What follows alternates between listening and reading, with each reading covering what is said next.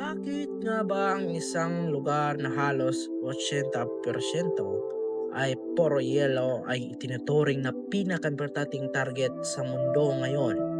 Sa video na ito, hihimayin natin ang tatlong dahilan kung bakit gigil ang US na makuha ang Greenland. Kaya tara, simulan na natin.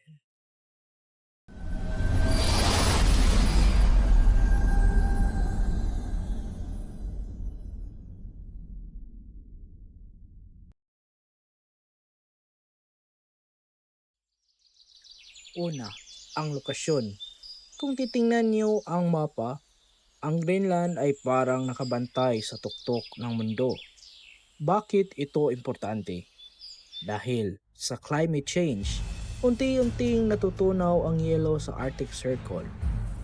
Kaya ibig sabihin nito, nagbubukas ang mga bagong shipping routes o daanan ng mga barko na mas mabilis kaysa mga luma nating ruta. Sino ang gatekeeper ng bagong daanang ito? Ang Greenland. Kung makuha ng US ang control dito, sila ang may hawak sa trapiko ng kalakalan sa Hilaga. Ayaw nilang maunahan sila ng Russia o China na makuha ng pwesto rito. Kaya si Donald Trump ay nagmamadaling makuha ang Greenland. Pangalawa, ang hidden wealth. Akala ng marami wala ng pakinabang ang Greenland dahil sa kapal ng yelo. Pero sa ilalim ng yelong yan, may nakatagong kayamanan na kailangan ng modernong mundo, ang rare earth minerals. Ito yung mga materialis na ginagamit sa paggawa ng smartphone, battery ng electric vehicles at pati ng mga high-tech na kagamitan ng militar. Sa ngayon, ang China ang may hawak ng halos buong supply nito sa mundo. Kaya, strategy ng US, siguraduhin na makuha nila ang access ng mga minahan sa Greenland para hindi na dumitipindi sa China. Isama mo pa dyan na napakalaking deposito ng langis at natural gas na matuklasan sa paligid ng isla. At ang pangatlo, ang military advantage.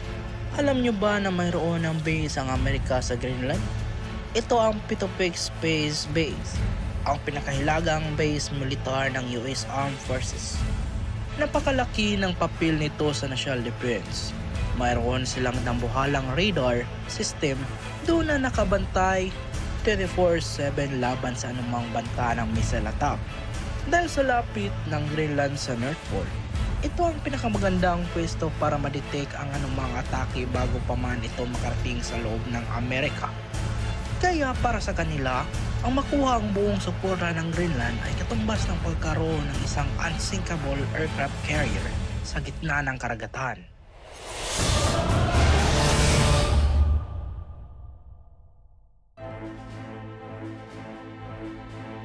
Pero sa kabila ng lahat ng ito, hindi madaling makuha ang Greenland. Ito ay isang autonomous territory ng Denmark at ang mga Greenlanders ay may sariling panindigan. Hindi sila basta-basta pwedeng pasunurin ng walang pahintulot.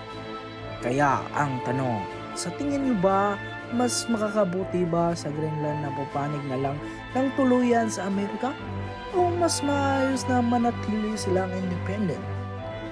I-comment ang inyong opinion sa ibaba at kung nagustuhan nyo ang video na ito, huwag kalimutang i-like, mag-subscribe at i-click ang notification bell para lagi kayong updated sa ating video. Hanggang sa muli, ito ang inyong Alami TV. Salamat sa panonood.